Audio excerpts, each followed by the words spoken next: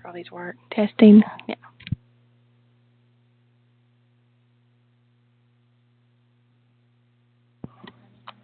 What do you want me to send? Say testing. Testing.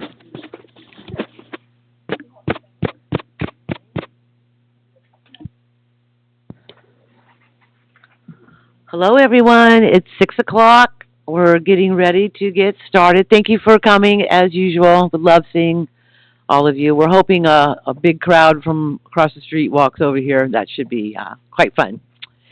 Okay, so let's go ahead and get started. Jennifer, could I ask you to do the prayer please? Yes. You want to do the pledge? Or the prayer? Yes. Okay. Dear Heavenly Father, we just thank you for letting us all come together to take care of the business in the city of Houston. We ask you to allow us to make wise and give us great wisdom and just let us be all in participant and doing the best for the city of Houston. Amen. Amen. Could I ask you to stand, please?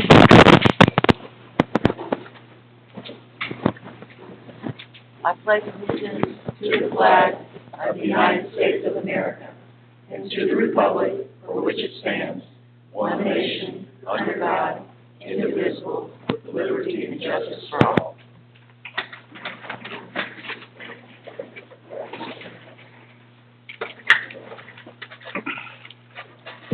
Thank you. I just wanted to mention that Council Member JJ will be here shortly. He's been stuck in some traffic, so you'll see him come in just a few moments.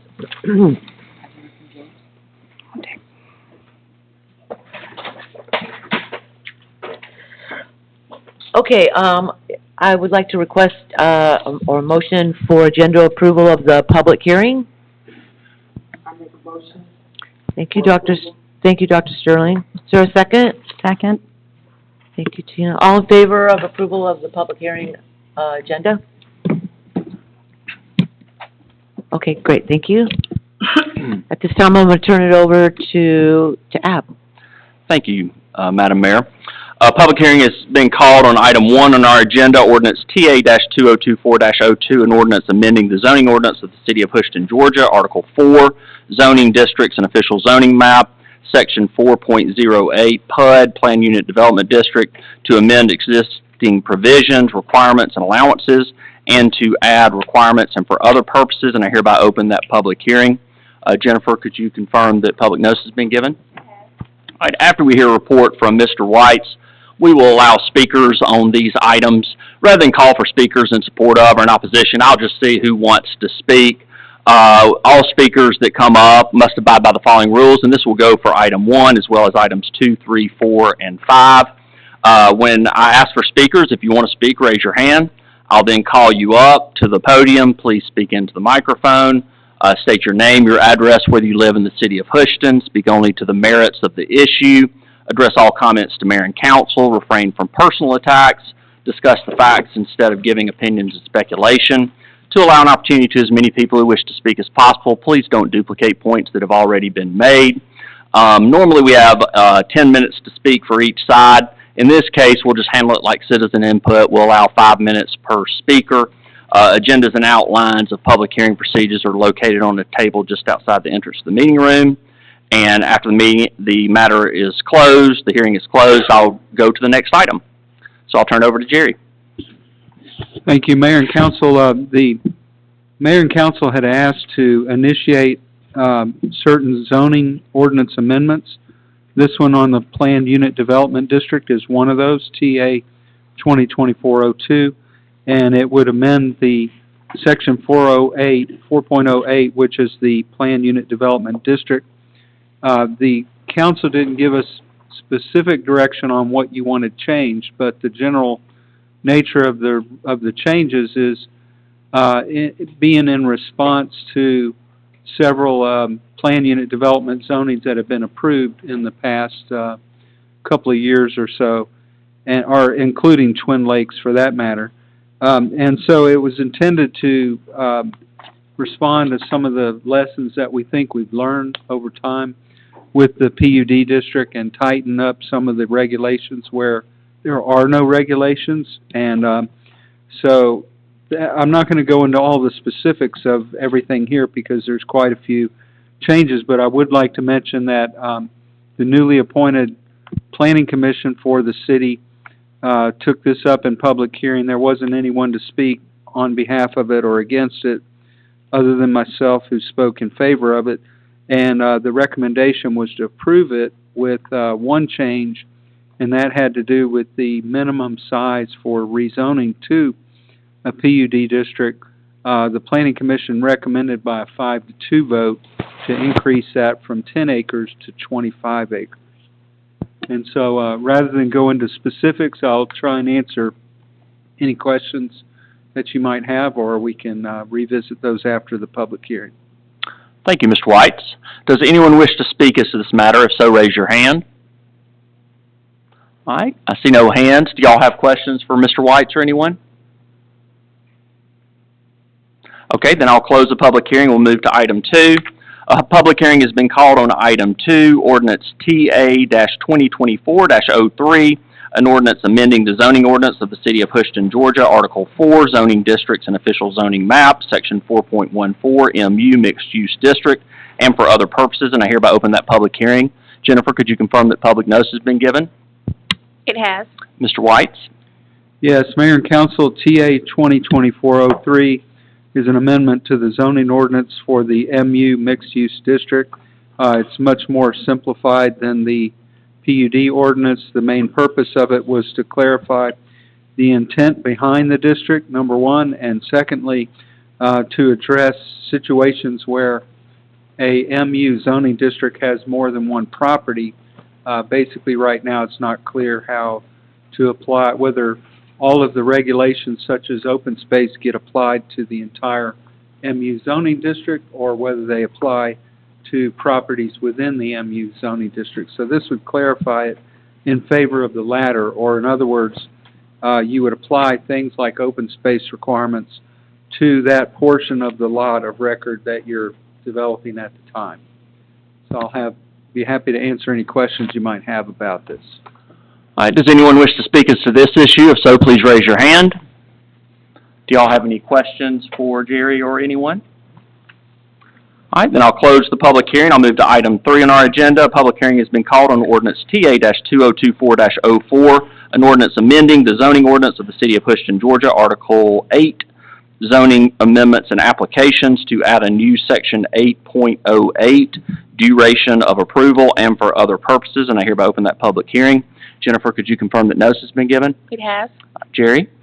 Yes, Mayor and Council, this is the third of 3 items that the Council voted to initiate last month for public hearing, and what this is intended to do is try to respond to the Council's concern about when a project gets approved, say a planned unit development gets approved, and then there's no activity for that development for a certain period of time, say 2 years. There's some sentiment that decision ought to be revisited. And we cannot simply put a time limit on a zoning matter. In other words, there's no expiration date for zoning.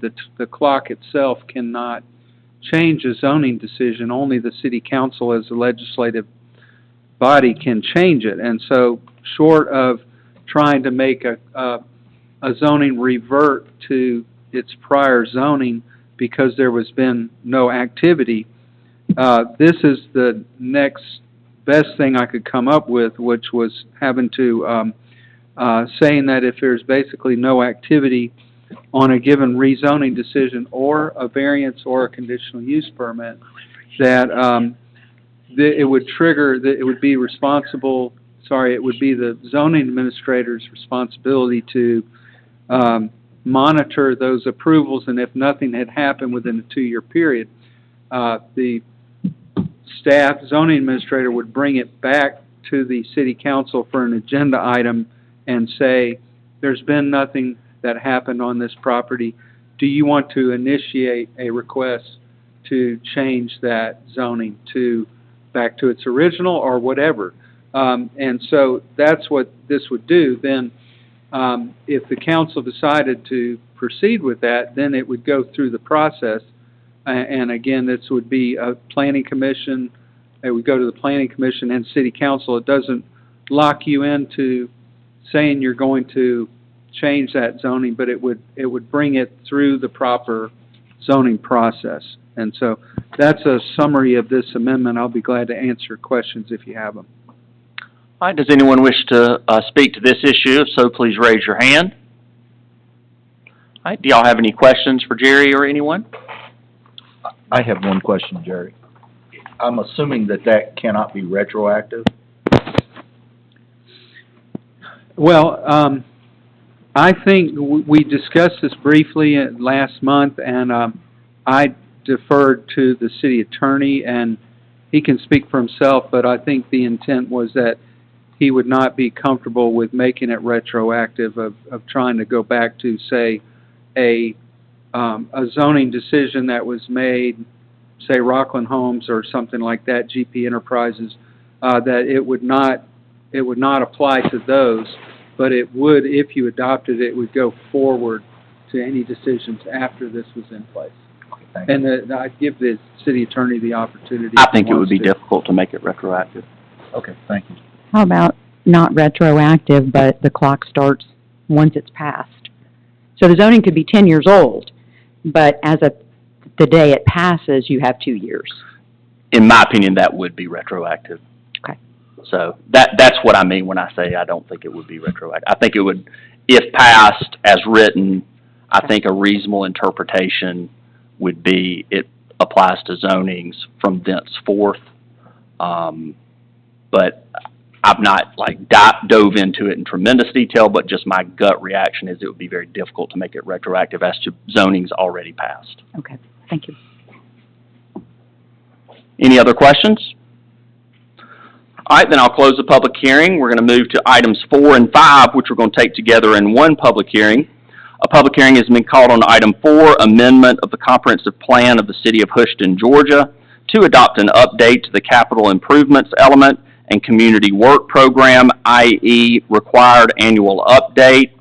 A public hearing has also been called on item 5, amendment of comprehensive plan of the city of Houston, Georgia, to amend the future land use plan and for other purposes, and I hereby open the public hearing as to both items. Jennifer, could you confirm that public notice has been given? It has. Jerry? Yes, thank you, Ab.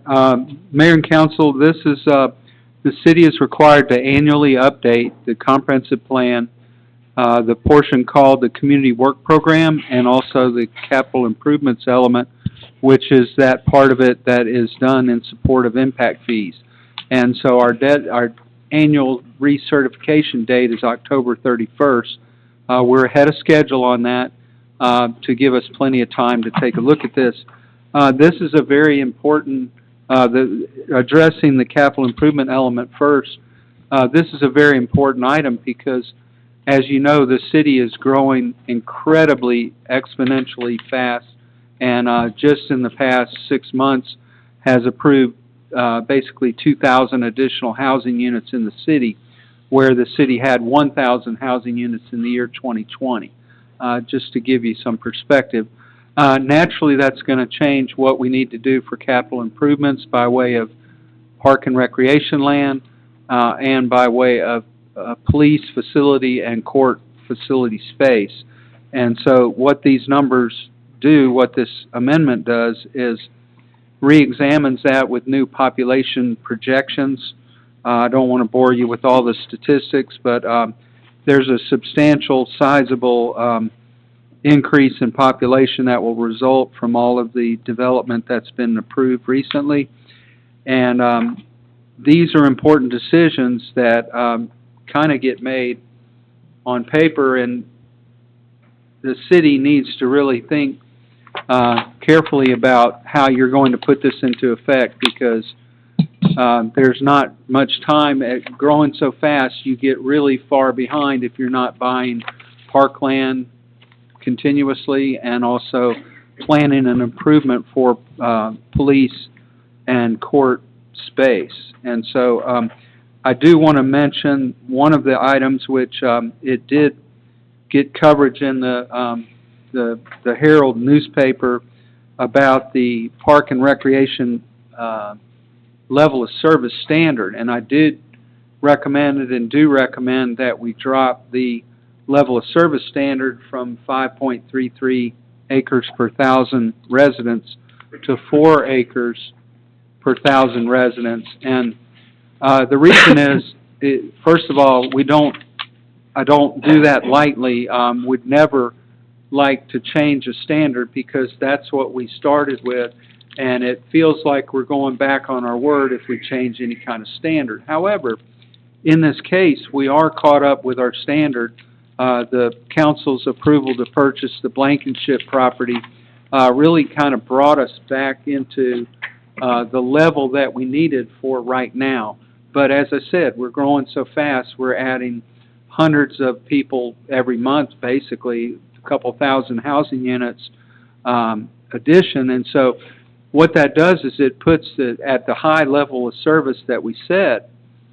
It is very, it's going to be very difficult for the city to reach and attain that level of service standard. It's something like 100 acres, and we're going to run out of land pretty quickly on what's available and what the city can buy, and the cost also is increasing very, very rapidly. And so the main reason why I recommended a reduction is the availability of land is going to be increasingly limited.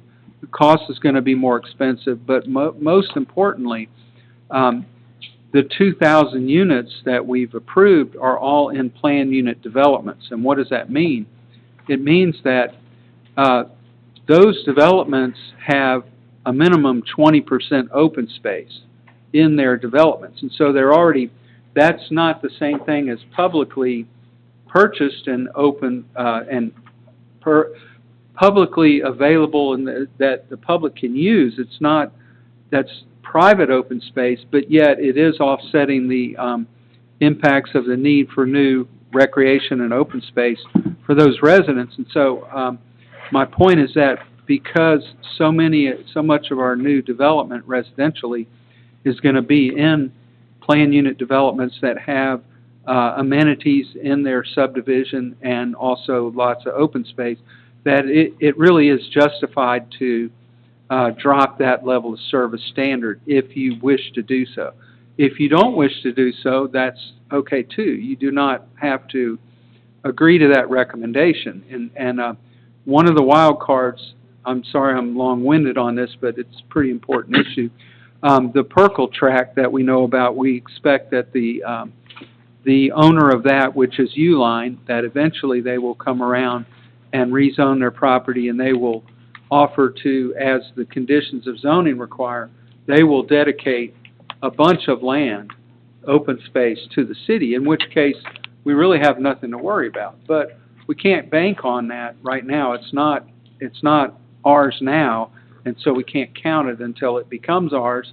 And apparently Uline is not in a hurry to get around to rezoning their property and giving us that open space. So anyway, that's a long-winded answer to the fact that these are really important decisions, and so we don't want you to take them lightly. And the rest I would mention, the community work program is also important. It's a short list of what the city will do in the next 5 years to implement its plans, policies, and programs. And so that's annually updated. And then finally, the land use plan. We don't have a large one here, but here's a smaller one. This is a guide to zoning, and we do this, the last time we did this was February of 2021, and you can imagine half of Twin Lakes is built, not half, but a lot of Twin Lakes has been built out since then, and we need to update that to reflect annexations and zoning, and we've done that. We haven't done all the GIS, Geographic Information System, work on it yet, but that map is underway. The Planning Commission did consider both of these items and did recommend approval of it without any changes. And I'll be glad to answer questions if you have them. All right, does anyone wish to speak to either or both of these items? If so, raise your hand. All right, do y'all have any questions for Jerry or anyone? Okay, then I'll close the public. Go I have ahead. a question. I'm sorry? As usual. Sorry. if you're making a suggestion that we lower the 5.33, what are you suggesting we go to? 4.0. 4.0? Yeah. All right, any other questions? Then I'll close the public hearing, and that concludes our public hearing agenda. Thank you.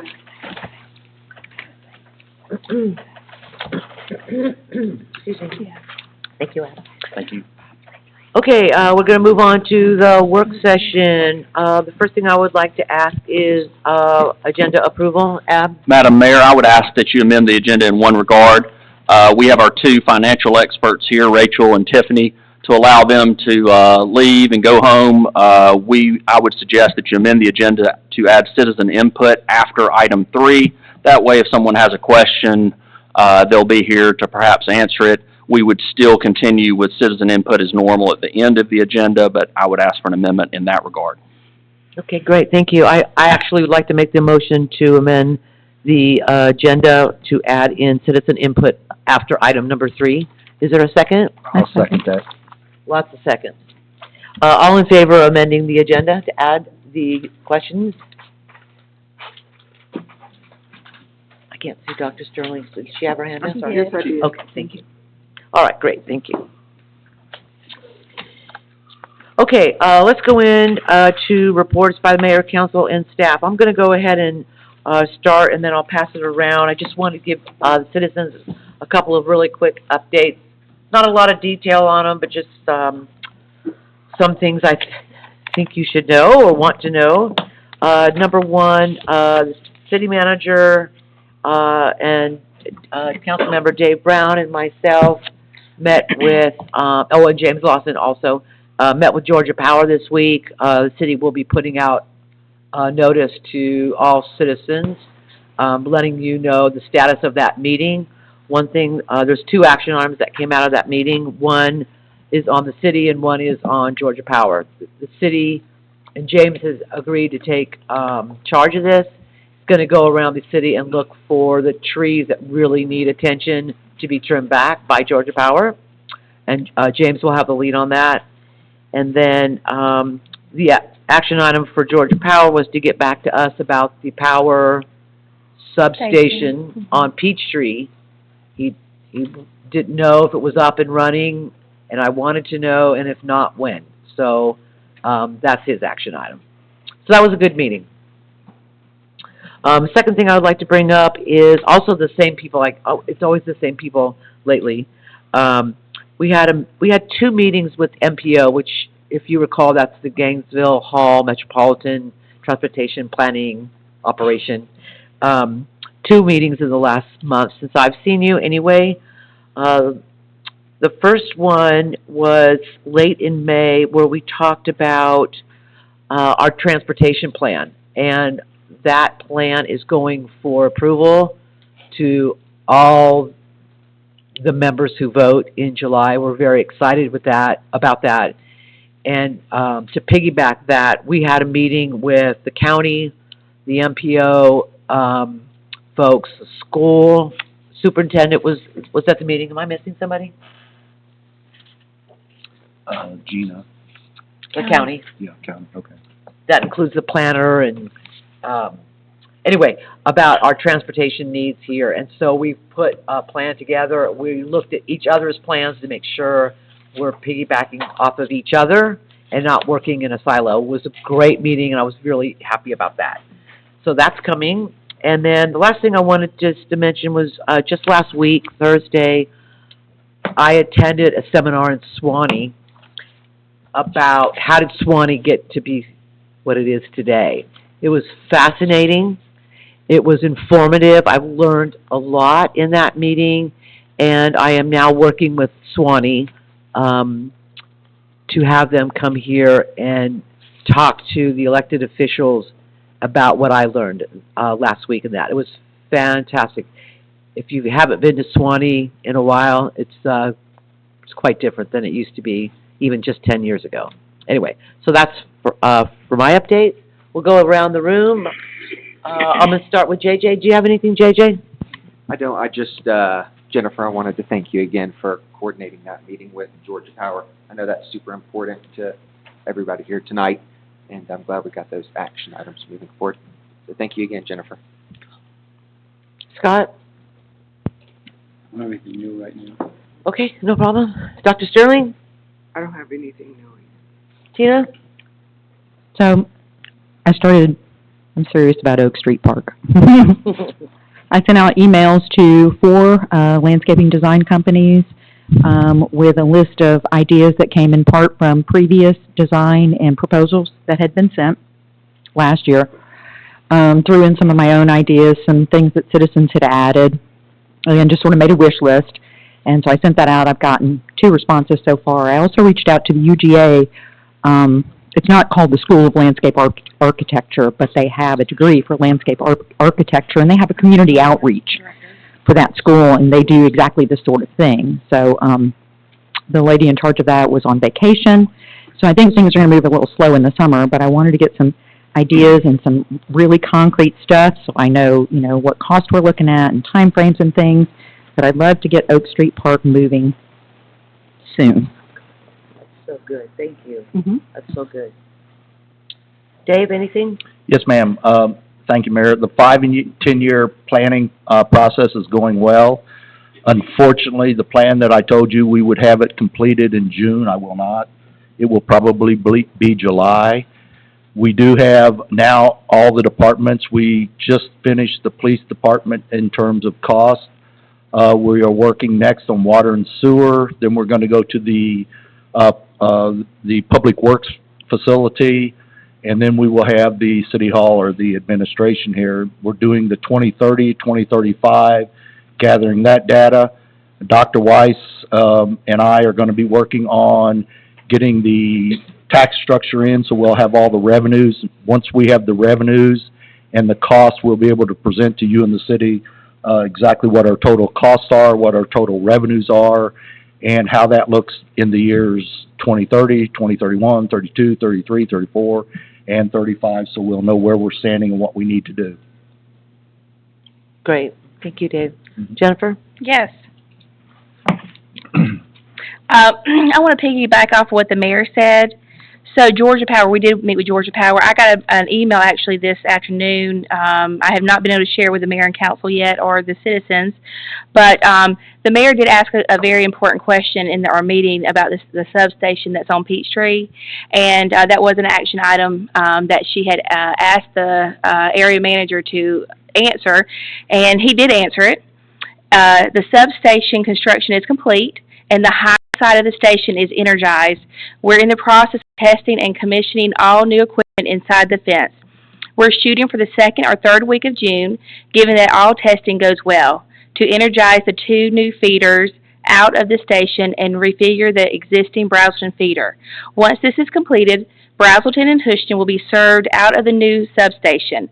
The full automated scheme will not be fully operational until some additional work is completed, but this should be done in roughly 3 months. Fairway Electric is currently working on upgrading all the mainline feeder wire, and we're roughly 50% complete as of today.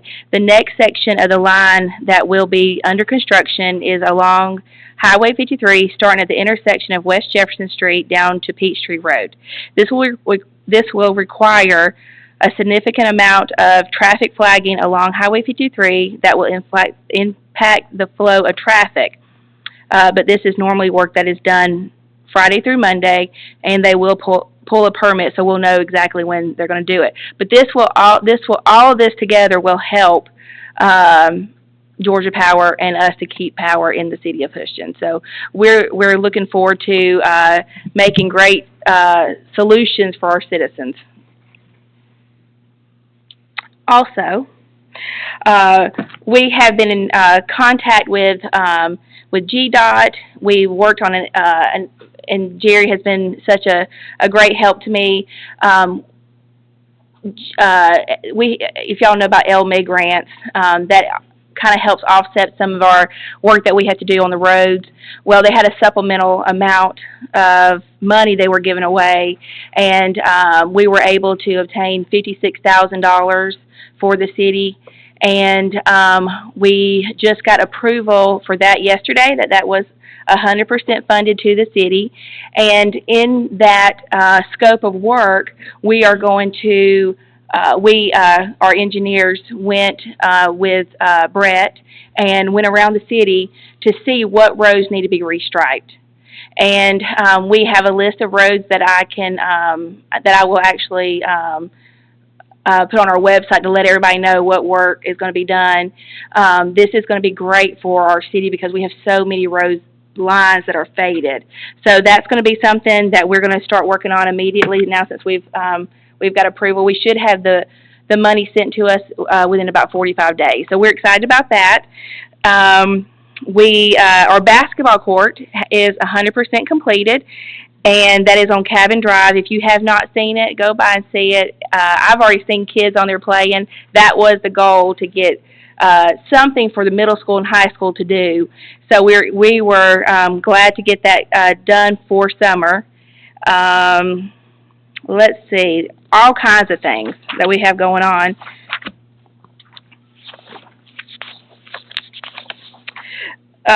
The police department has had 1,100 incident reports done since January. So they stay busy. And one more thing I wanted to, I know everybody has seen the work that's going on between White Street all the way to the new tank on West Jackson. That is Griffin Brothers that y'all approved a couple of months back. They are laying the new 12-inch water main down White Street starting at West Broad intersection. So they are ahead of schedule. We always like to see that. And that should be done pretty quickly. So right now, I think they're in front of Lawson's Funeral Home, and they don't have much more to go. So we're excited that the water lines are being upgraded. That is it, Mayor. Very good. Thank you.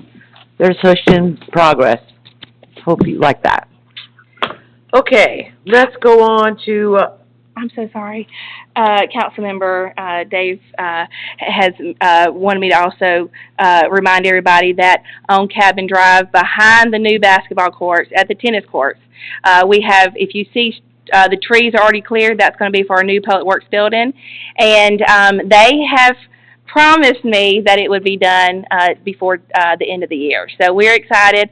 Public Works is sharing a home with our waste and water department, and it's getting a little tight with all the employees. So we're excited that they have a new home by the end of the year. Thank you. on to new business. Right now, I'd like to ask Rachel to step up. She's the one that did the audit of our 2023 monies, and she will present to all of you items 1, 2, and 3. Try it. Doesn't sound like it's on. Did you push the button? Okay, try it again.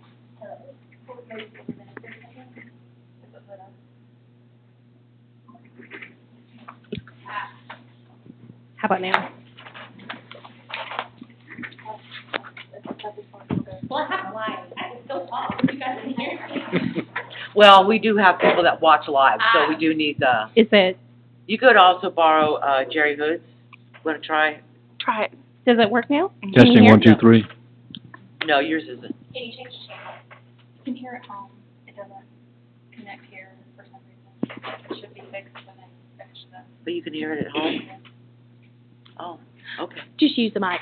Okay, we'll just use the mic. Good. Hey, guys. I'm Rachel Miller with Alexander Allman and Baines.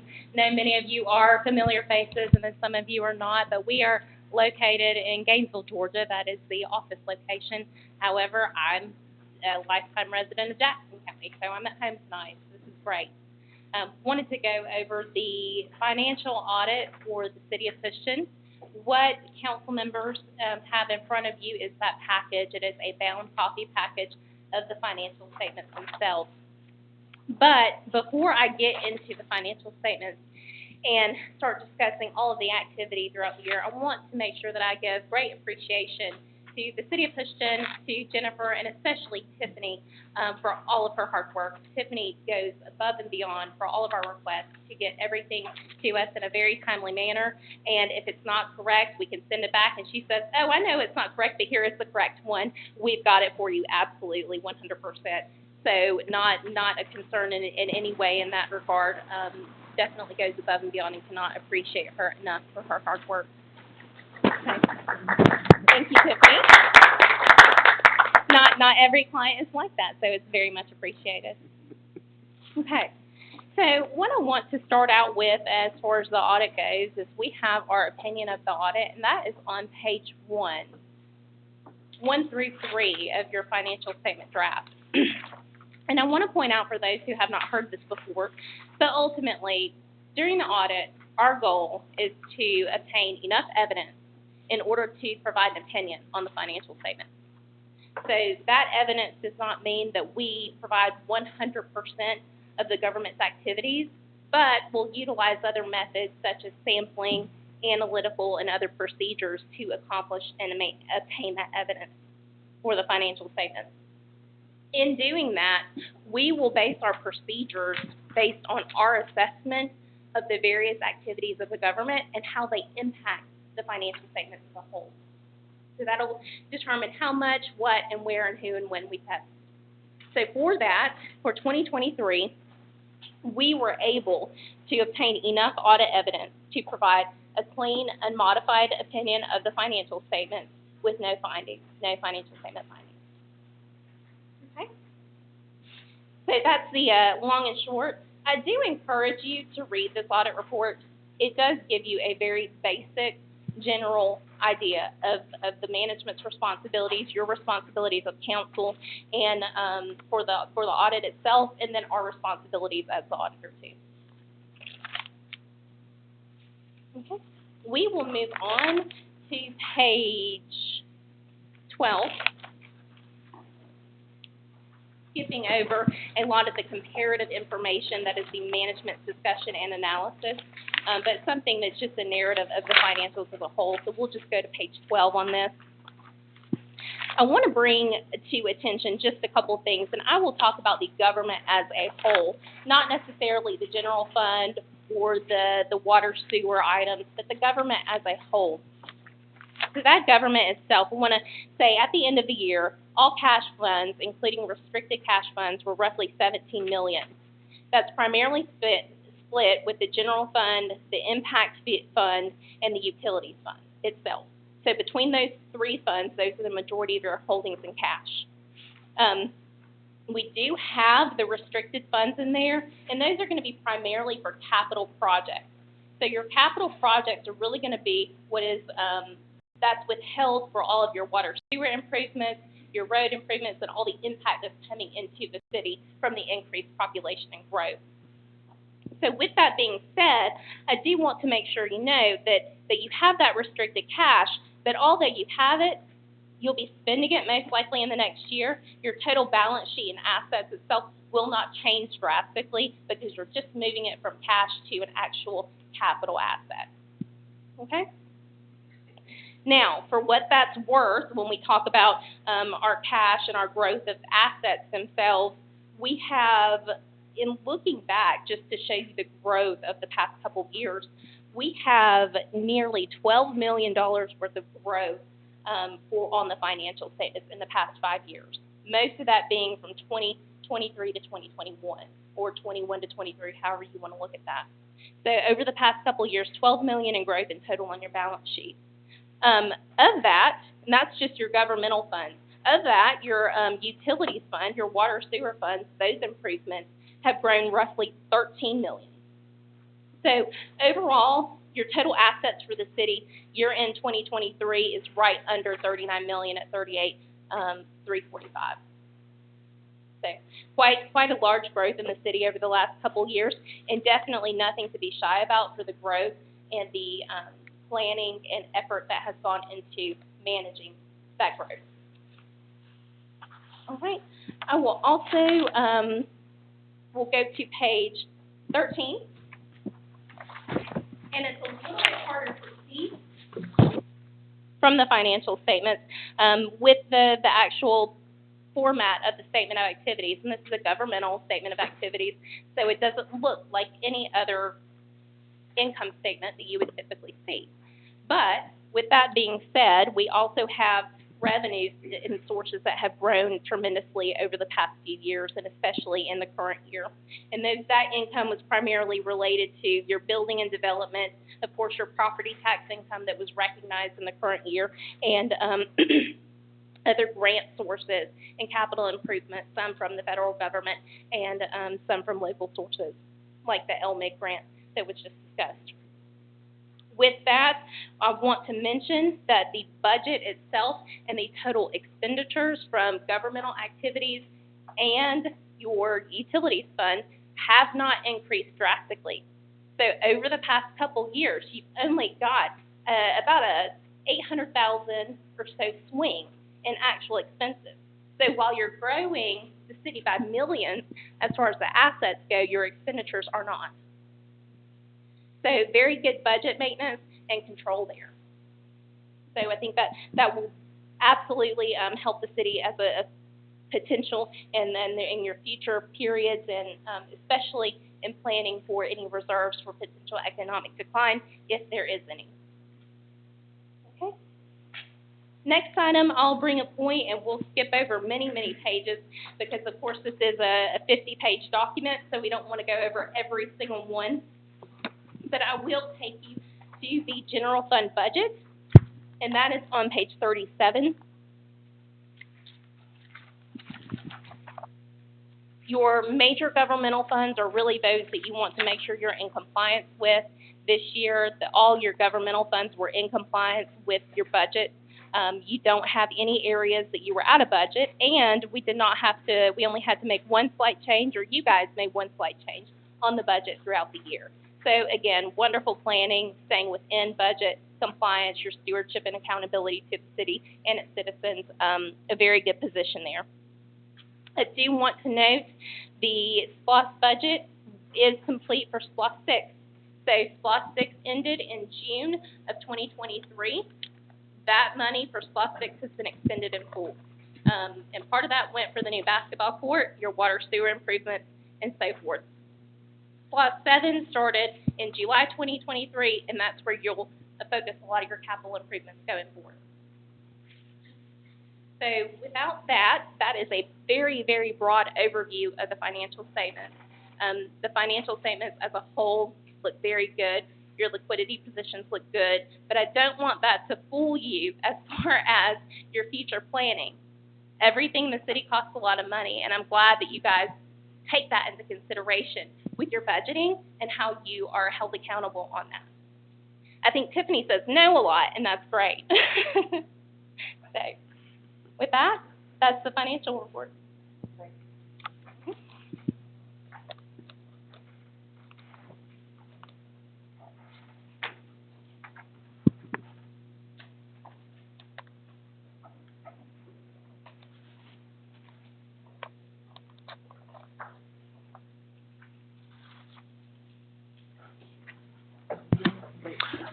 Rachel, did your presentation encompass numbers 2 and 3, the Amendment of American Relief Fund budget FY23 and that SPLOST budget FY23? It did not, but I will. It is included in the report, yes. There is an amendment to the American Relief Fund. That one has been amended. I thought that one was previously amended, or is it this time? Tonight? Okay. So that amendment is basically, so with your American Relief Fund budget amendment, that revenue that you received from the state and local fiscal recovery funds is only recognized when received. So you have to pre-plan those projects or note where you can. If those projects aren't budgeted for, you can always amend that budget. So that budget is amended this year, yes. The second budget to accomplish the improvements to the water sewer fund. So that would be number 2, the amendment on the American Relief Fund. Now, number 3, your SPLOST budget. That budget is amended basically to encompass the 100% completion of SPLOST 6. So no other reason to amend that except for the reason that you have an original budget that was proposed by the SPLOST referendum, That referendum bases the proposed income off of what is thought to be received from SPLOST. So the original budget was actually, the original budget was 1.1 million. However, the county took in and distributed to the city of Houston based on the referendum 2 million. So that budget has to be amended to accommodate the additional income and then the additional revenue and expenses that were earned from that additional sales tax revenue. So I think that would encompass number 3. Was there one more? Okay. All right. Are there any more questions? All right, citizen input? Yes. All right, as I mentioned earlier, and we amended the agenda, if anyone has any questions as to any financial matter, anything that Rachel presented, or finances in general, please raise your hand. I'll call you up so that you'll have an opportunity. If you have questions, maybe they can answer them here on the spot. Any hands? All right, then we'll close that down and move back to the agenda on item 4. Thank you, Rachel. Okay, we're going to move to item number 4, amendment to preliminary plat, condition number 4. I'm going to ask Dr. White to speak on this. Yes, Mayor. This has to do with the project we call West Jefferson Townhouses. It's 193 units on West Jefferson. And basically, the applicant is required to come before the city council and present a detailed plan for their recreational amenity area for that subdivision, and also present architectural elevations of whatever they're planning to do. The preliminary plat required that they do that before we issue a development permit on the property. And the request of the applicant, once we notified them that would result in a delay of their development permit, they indicated that they have not selected a builder yet for the project, and that decision was better made by the builder than the developer. And so they requested that it be deferred until sometime before the building permit. We have no issue with that, and so the recommendation is to approve basically the deferral. They're not getting away without doing this. They're just doing it at a later time when it will not hold up their development permit, and they will also have more time to select a builder and have them have major input to the decision on what's going in the subdivision. So the staff recommendation is for approval. Thank you, Jerry. Item number 5, Resolution 24-31, dedication of streets, which is Crystal Lake Parkway and Burton Drive, both being in Twin Lakes. Also, Dr. Weiss, can you speak to this? Yes, Mayor. These 2 streets, it's part of Burton Drive and it's Crystal Lake Parkway. This is the new road that intersects with State Route 53 at the south end of town. And these have been platted and constructed and inspected, and the staff recommendation, including the Public Works Director, is to accept these as public streets.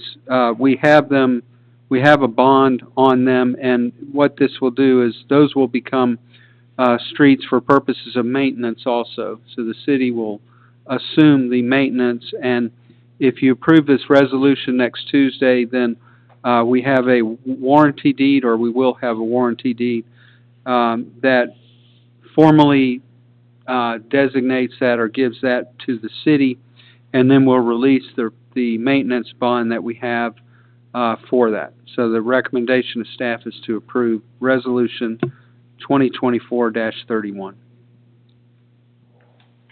Thank you, Dr. White. You're welcome. Item number 6, consideration to reinstate changing preliminary plat process, say that fast 3 times, from 35 days to 60 days. Dr. Weiss, do you want to also speak to this? Yes, I will, Mayor. Thank you. in the last month or so, the council considered two fairly involved preliminary plats.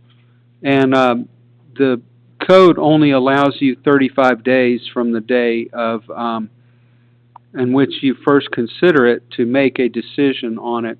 And if you work that out by the calendar, you'd think it would give you a month to delay it, but the way the voting session is separated from the work session, sometimes there's a few days, sometimes there's 10 or 12 days between those. And so that 35 days would not even be enough to allow the council to table the item for 1 month, in which case you'd have to make a decision, and we don't want you to have to make hasty decisions on it. And so this came from the city council itself, or at least members of the council, that you need more time, and so this would initiate an amendment to the subdivision code that would change that time period for a preliminary plat from 35 to 60 days. If you approve it on Tuesday, then we will advertise it for public hearing. It will be a change that goes to the Planning Commission for recommendation and then on to the City Council for approval. Great, thank you, Jerry. One more for you. Item number 7, this is the preliminary plat for Town Center Marketplace, also known as the Kroger site. Yes, Mayor and Council, this is 37 acres of land to be split into 13 pieces of property. This does include the Kroger site, the Kroger store, which is not yet permitted. It doesn't have a full permit on it yet, but that building, once constructed, will be over 100,000 square feet. It also, like most Krogers, has a fuel center with it. That was approved. That will be a second lot on there, and then the rest of it, the other, say, 11 lots, are out parcels of such that are for retail development and or restaurants. We're hoping for some sit-down restaurants. Everybody wants sit-down restaurants. Not just fast food restaurant. We'll take some more fast food too, but we want some sit-down restaurants. And the owner, which is Southeastern Development, they have been accommodating in a lot of respects with what the planning staff has asked. As you know, they're going to build the Peachtree Road extension. They're going to fund a traffic signal at that location if the state approves it. And this was a plan, an official map plan that was done, and this one, of all of them, worked almost entirely perfectly as we wanted to, which is that we had agreement by the developer to dedicate the right-of-way, and we have the agreement by the developer to construct the road without any financial participation of the city. So that part's good, and they have been accommodating in terms of trying to connect this development with, for example, the Cambridge at Town Center, the townhouses there. I suggested, and they agreed to provide a pedestrian connection to that subdivision, so people will be able to walk from that Cambridge at Town Center over to the Kroger site, pick up some groceries, get an ice cream cone, whatever it might be. And so all in all, we're pretty happy with their approval of their accommodating of all the staff recommendations. And so the recommendation is for approval. By the way, this would normally go to the Planning and Zoning Commission for a recommendation, but this was filed before the Planning and Zoning Commission was formally effectuated, and so it did not have a recommendation from the Planning Commission, but the staff recommendation is for approval. There are no recommended conditions to the approval. I'll answer any questions you may have about it. When we get to citizen input, right? Thank you, Jerry. Sure. Moving on to item number 8, this is Resolution 2024-24. This is an intergovernmental agreement, also known as IGA, with Jackson County regarding special purpose local option sales tax, also known as T-SPLOS. So I'd like to tell you a little bit about that. We've had several meetings on this.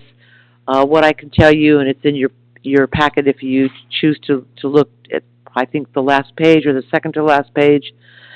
The city of Houston, over a 6-year period, this IGA is for 6 years, assuming all the other cities in the county approve it. For the city, it will bring $4.6 million in transportation funds to our city, which will be paid on a monthly basis to the city. I'm going to leave it there, actually. I'm going to leave it there. I'll answer any questions during citizen questions. Okay, item number 9, Houston exit sign on I-85. So as you remember, or hopefully remember, back, I'm going to say January, I really wanted a sign on 85, and I worked with GDOT to get us a sign on I-85. They have finally provided a picture of what the sign would look like and its location, which is in your packet, and the cost. That's what this item is about.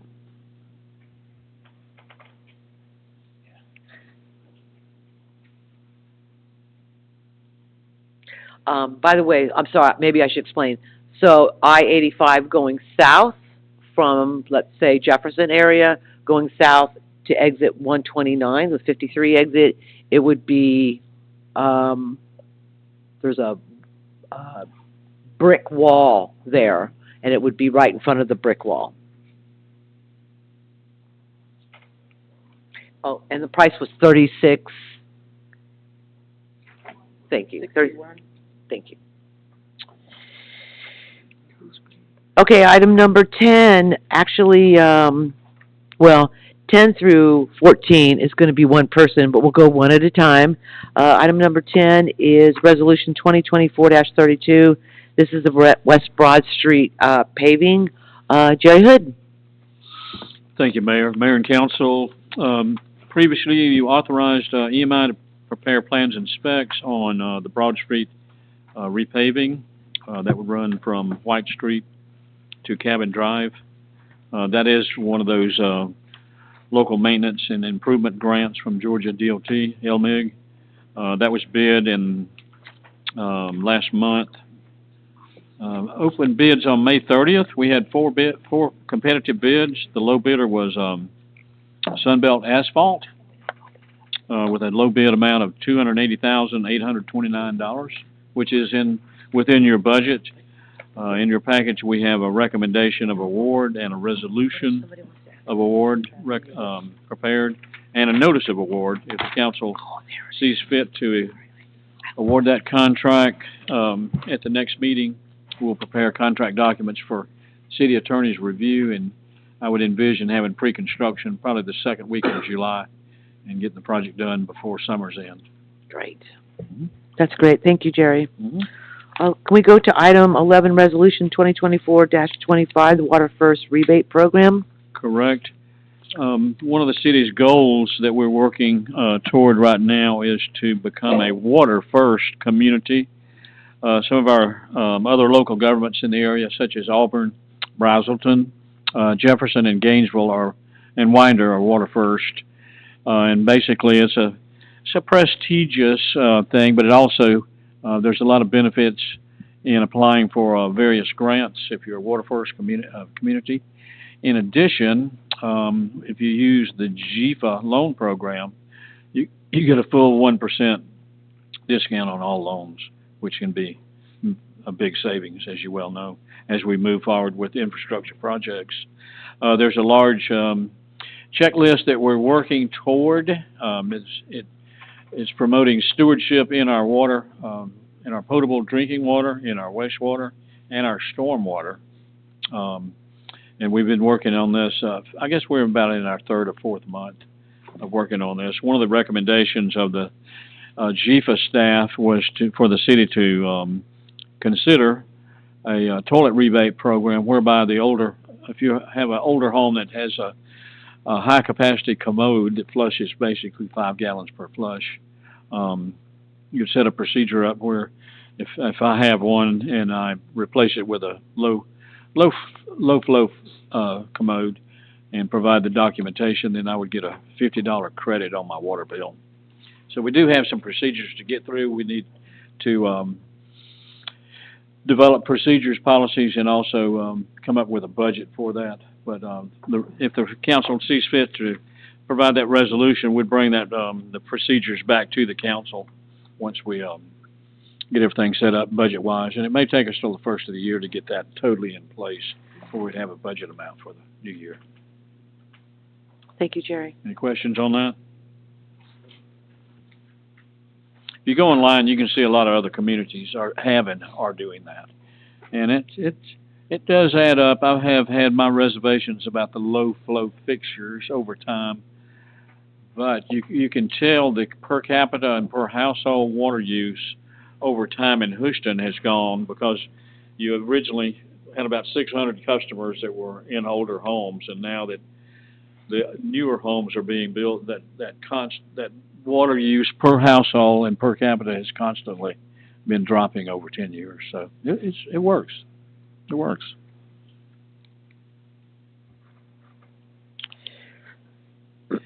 Okay, item number 12, Resolution 2024-33, updating and revising the city's fire suppression connection fees. Yes, Mayor. You have a schedule of water and sewer connection fees, and those are for water usage and sewer usage. You have meter fees anywhere from 3/4 inch all the way up to a 12-inch for domestic use, and we have had those fees in place for a good while. What we have not had was fire suppression fees for larger meters. You've had 6- and 8-inch fire line meter cost in your rate structures for quite a while. With the advent of this new Kroger, we didn't have all our rate structures in place for like a 10 or a 12, and Kroger's actually going to have a 12-inch fire line. So we have a recommendation to adopt 10-inch and 12-inch fire suppression rates. They're unlike a full connection fee.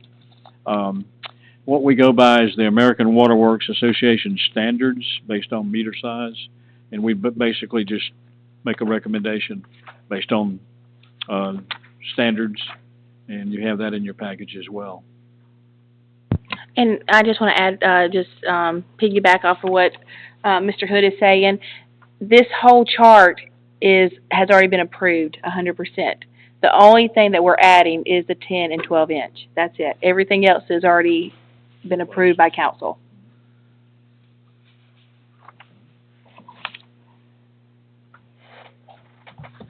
Great, thank you. Item 13, Resolution 2024-26, the GFA loan. Actually, let's take 13 and 14 together, if you don't mind, please, Jerry. Absolutely. The GFA loans. Go ahead. With the city's upcoming wastewater treatment facility expansion going to 950,000 gallons per day, that's been in the planning process for quite some time. The city applied for GFA funds earlier this year. The board approved 2 loans for the city. The first one is CW 22013. That's federal funds in the amount of $12 million. The next one is CW 2024-006. That is Georgia funds. So they're basically funding your request for $20 million for the wastewater plant with 2 loan funds. This resolution would approve that and allow moving forward with the GFA contract to get the construction going on in the next few months. Great. That's exciting news. Mm-hmm. And I'm going to turn items 15 and 16 over to Jennifer. Thank you, Mayor.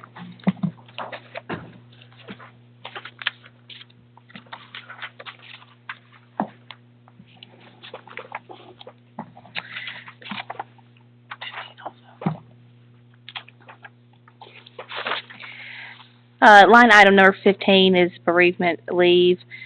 Right now we have, it states in our personnel policy that if a regular full-time employee receives, that they do receive up to 3 days of bereavement leave for a death in the immediate family, and that's per year. Our recommendation is that it says that you receive up to 3 days of bereavement leave per death instead of 1 per year. It would be per death. And to tie on to that, it would be line item number 16, which we consider immediate family that you would get your 3-day bereavement would be spouse, parent, or step-parent, mother-in-law, father-in-law, step, or child or stepchild, sister or sister-in-law, brother, brother-in-law. What we would like to add to that list is grandparents. And that is all, Mayor. Fantastic. Ab? All right, now we come to the agenda to citizen input. If anyone wishes to address the mayor and council this evening on any topic, please raise your hand. I'll call you up. All right, sir, if you'll come up, state your name, your address, whether you're a resident of the city of Houston, and you'll have up to 5 minutes.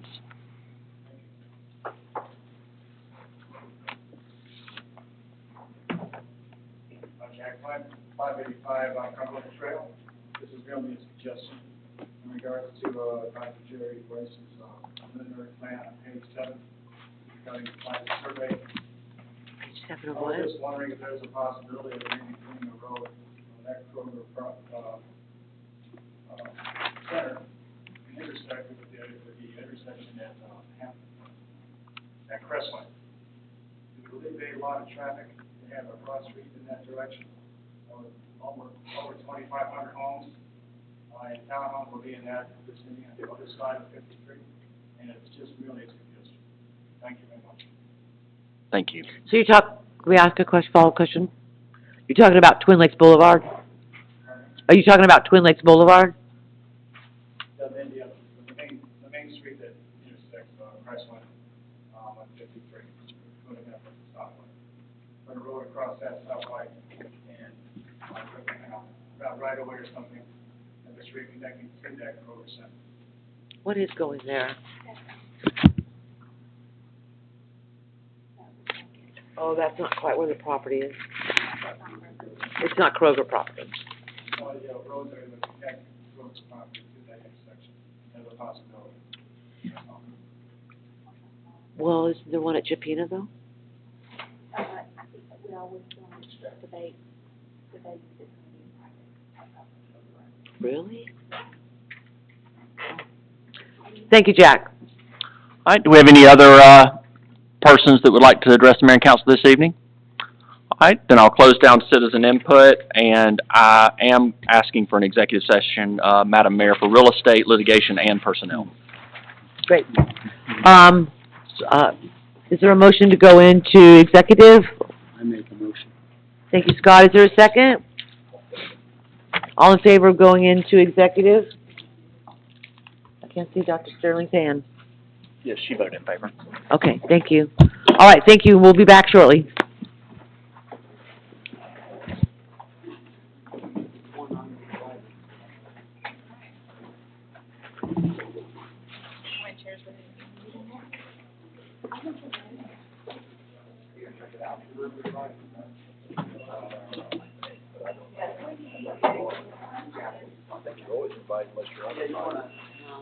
I had a big Pacific Rock on it. Yeah, Jerry's gonna come in Friday. Yeah, I'll look at that, I'll look that over, I may have a question or two. Sorry, I'm getting in trouble. With what? Go. I didn't notice. Bye, Jerry. Thank you. Hey, Jerry.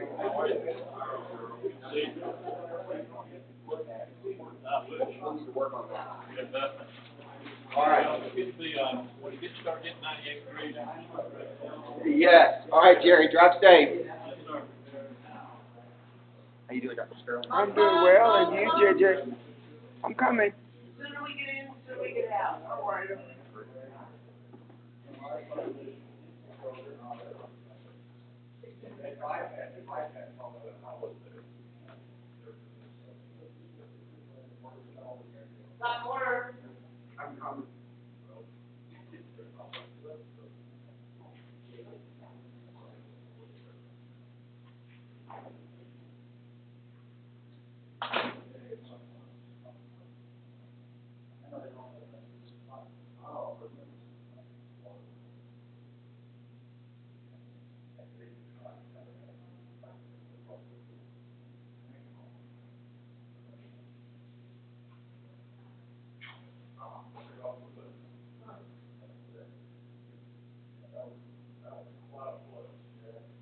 You come straight from the yeah. Designated driver, something that came back. You're a good guy. Well, it has to be designated driver. Yeah. It's on my street. Let's say we're gonna go through what. Yeah.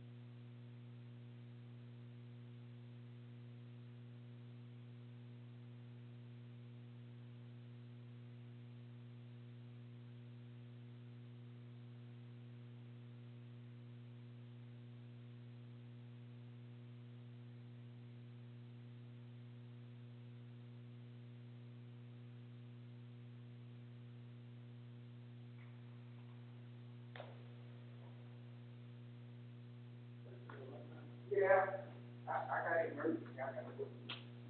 That's what's-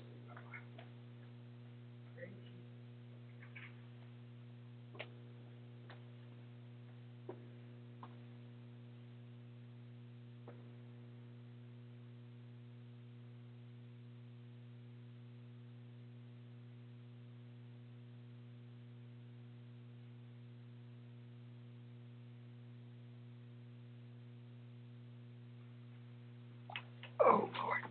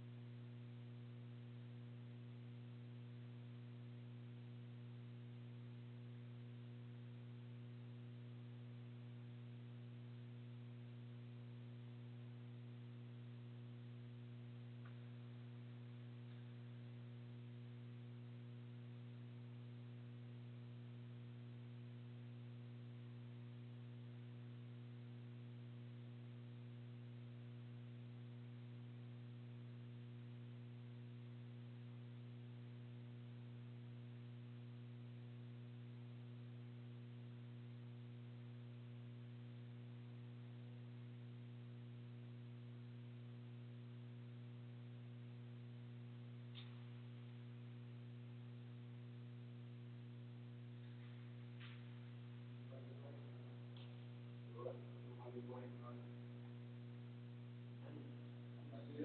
They're on the, I'm ready to go.